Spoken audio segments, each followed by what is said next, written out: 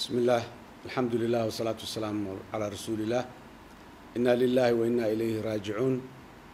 وحان halkan anoo ku hadlaya magaca shacabka Soomaaliyeed magaca dawladda Soomaaliyeed magaceedaba u tacsiyad u diraya dawladda iyo shacabka reer Kenya oo madax u yahay madaxweyne Uhuru iyo gaar ahaan shacabka reer Kenya ee Soomaalida ah ee ku nool magaalada Garissa iyo reer Kenya oo dhan aan uga tacsiyeenayaa dhibaatadii maanta ka dhacday jaamacadda Garissa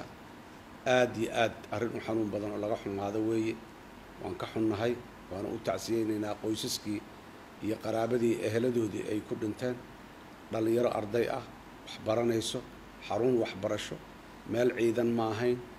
meel maxaan ku iraahday dawladeed ma ahayn meel maxaan ku iraahday wax kala dhalinyaro yaryar oo Kenyaan ah oo mustaqbalkooda dhisayo oo mustaqbalka ummadooda dhisay ayaa meesha joogay in la dhaxgalo oo xabad si aan kala sooc lahayn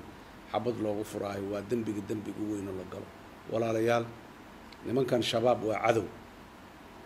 cadow ummadda Ilaahay abuuray oo dhan ay cadow u yihiin ma aha kaliya kuwa muslimiinta iyo kuwa kristanka iyo inay cadow u yihiin inta nooleesan ku neeflaha ee bini aadama midabkooda doonana ha yeesho meesha doonaa ku noolaaday cadow u yihiin hoteelada jaamacadaha maxaan ku iraahdaa meelaha yacni dadka abriyada ah oo dambiga lahayn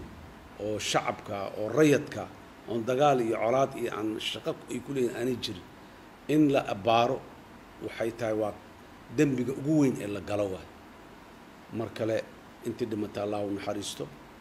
ehladii iyo qaraabadii samir iimaan Allah ka siiyo waxaan mar kale u tacsiyeenayaa madaxweynaha dalka Kenya Uhuru Kenyatta waxaan u tacsiyeenayaa dawladda Kenya guud ahaan waxaan sidoo kale u tacsiyeenayaa countiga muxuu ahay Garissa iyo magaalada Garissa iyo shacbiga ku nool si gaar ah anigu way ii taabataa jaamacadaha iyo bahda waxbarashada waxaan aad iyo aad ugu tacsiyeenayaa bahda waxbarashada Kenya guud ahaan gaar ahaan reer Garissa waan leeyahay walaalayaal dagaalka aan ku jirnaana waa noocaas meel walba aan joogno ayayna sidaas ku yihiin dadka Soomaalida ah waxaan u baaqayaa meel kasta oo caalamka nool yihiin inay u istaagaan dagaalkaas aanay ka qayb galaan qaraabo ma laha aqoon ma laha macrifo kale ma laha waa cadow u taagan inuu isirka Soomaalida iyo isirka dadka Afrikaanka ee gobolkan deganba iyo bini aadamka guud ahaantiisba inuu sifeeyo tirtiro waa isirtir weeye waxa ay wadaan diin ma aha dadnimo ma aha waxayawaanimo xataa way dhaaftay cadowgaas aan meel uga soo wada jeesano waan ka adkaanay waa rafashadii ugu dambeysay inta dhimanna Ilaahay idinkiis waa dhammaystiraynaa laakiin aan muujino midnimo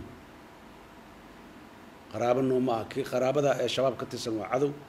wiilka aan dhalnay ee shabaab ka tirsan waa cadow kii caqli gelin iyo caqli celin u baahan waan u caqli celinaynaa inuu ka soo noqdo habawga iyo muxuu ahaay jadda uu ku dhumay kii uu caqli cishoomi waayana waa iska dhicinaynaa haddii aan la yiraahdo waan ka guuleysanaynaa haddana waan ka guuleysanay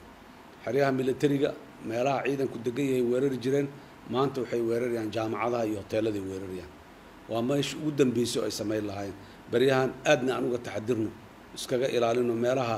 ay khatarta badan ay hadda saaran tahay waa meelahaas shacabka maxaan ku raadayay rayidka ay joogaan jaamacadaha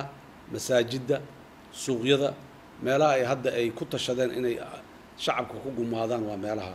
taxadir dheer aan ka muujinaynaa